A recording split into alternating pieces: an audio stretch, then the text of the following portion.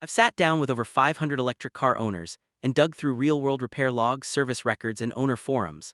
What keeps coming up isn't the glossy marketing. It's the stuff that hits your wallet, your schedule, and sometimes your sanity. Dead batteries in cold weather. Hidden fees no one mentions at the dealership. Infrastructure that looks great on a map until you're the one stuck. One issue is serious enough that it has already restricted EV resales in 9 US states. These are the 17 problems every buyer needs to know before they sign. Problem number 17, limited charging infrastructure. Public chargers look plentiful until you actually need one. You roll into a lot with 5 stations, 3 are broken, one's occupied, the last one sits behind a locked gate or requires an app that won't load. That scene plays out every day for owners in rural areas, smaller towns, and even parts of major cities that simply haven't kept pace. Problem number 16, long charging times. We've all gotten used to 5-minute gas stops. Electric cars erase that convenience. Even the quickest public level 3 DC fast chargers usually need 20 to 60 minutes to get you to 80% under ideal conditions with no line and with hardware that actually works. Most owners rely on level 2 home charging at 240 volts. That's an overnight job, 8 to 12 hours for a full charge. Drop to a regular 120-volt wall outlet and you're looking at 24 hours or more just to recover a half-empty battery. Problem number 15, high upfront cost. Sticker shock is real. Most electric cars still carry a premium of $10,000 to $20,000 over a comparable gas model.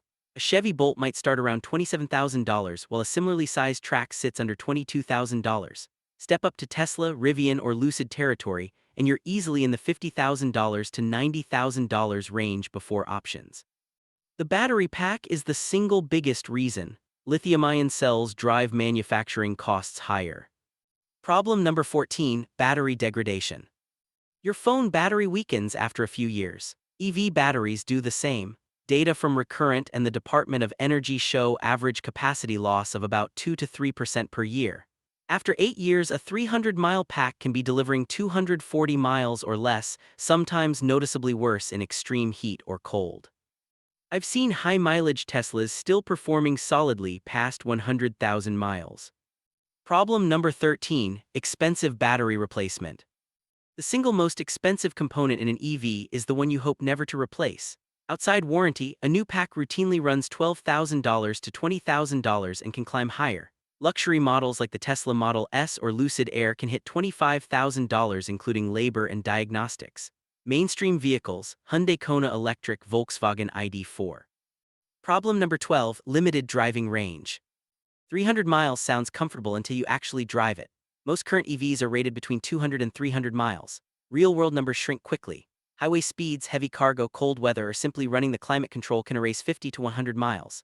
Owners regularly tell me, I bought the 250-mile version and I'm lucky to see 180. They're not wrong. EPA ratings come from controlled lab conditions, not real roads.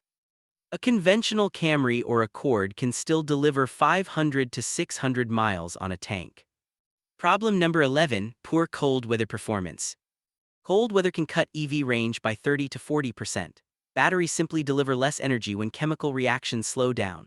Real-world data from owners across North America and Europe, plus testing by Consumer Reports and Recurrent, show the same pattern on vehicles from the Mustang Mach-E and Ioniq 5 to the Tesla Model 3. Charging also takes longer in the cold.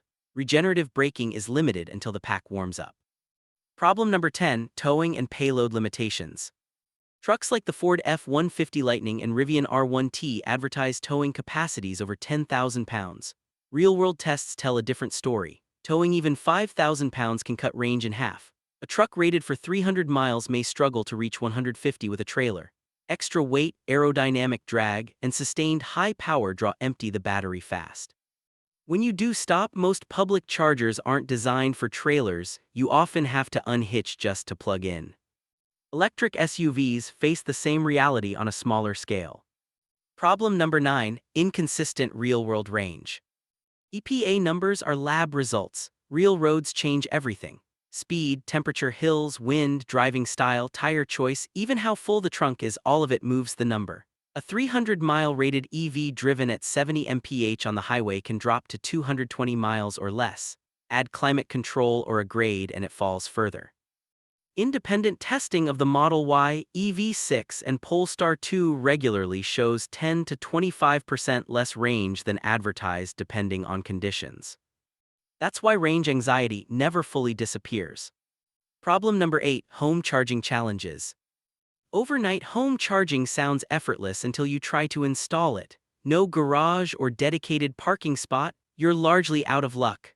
Apartment residents and renters are especially limited unless the building already has EV infrastructure, and most still don't.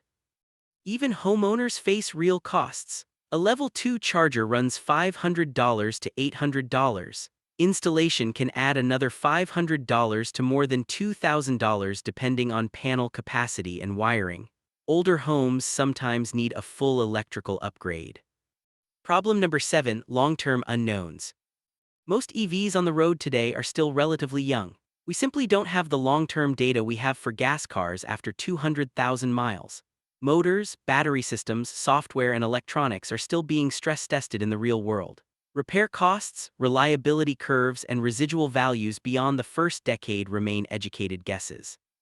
Batteries may fade gradually or drop more suddenly. Some software platforms keep receiving updates, others quietly lose support. Problem number 6, higher insurance rates. Switching to an EV commonly raises insurance costs 15 to 25% compared with similar gas vehicles.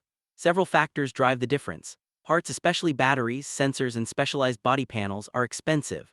A minor fender bender that damages battery housing or ADAS sensors can quickly become a multi-thousand-dollar repair.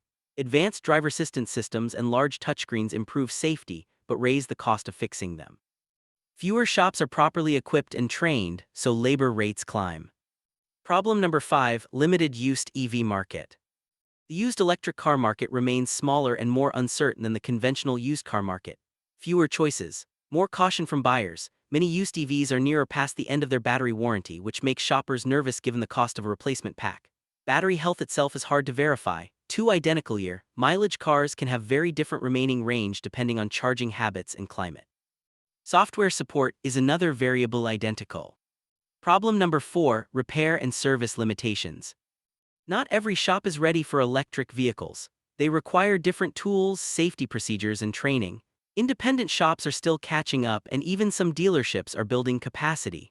Battery, inverter, or onboard charger problems often force owners back to certified technicians or the dealer. That means longer waits, higher costs. Problem number 3, environmental concerns with battery mining. Electric cars produce zero tailpipe emissions, yet their batteries carry an upstream environmental and human cost. Lithium, cobalt, and nickel extraction frequently occurs in regions with weaker environmental oversight and documented labor issues. Roughly 70% of the world's cobalt still comes from the Democratic Republic of Congo, where child labor and unsafe conditions have been repeatedly reported. Problem number 2, software and connectivity glitches. Modern EVs are rolling computers. Climate control, charging management, braking strategies, and even some steering functions are controlled by software. When that software glitches, the effects range from annoying to immobilizing. Owners report frozen touchscreens, navigation failures, incomplete over-the-air updates, sudden crashes, incorrect battery readouts, and occasional lockouts or loss of drive modes. A system failure while driving or charging can leave you stranded until a remote patch arrives, sometimes days later. Problem number 1, resale value uncertainty. Many electric models lose value faster than their gas counterparts. Data from sources tracking residual values show several EVs depreciating more than 50% in 5 years, compared with roughly 38% for the average gas vehicle. Technology moves quickly. A newer model with meaningfully better range, faster charging, or updated software can make last year's car look outdated almost overnight. Buyers are reluctant to pay premium prices for older tech, especially if battery capacity has already declined or if software support is uncertain. Battery health is a major factor.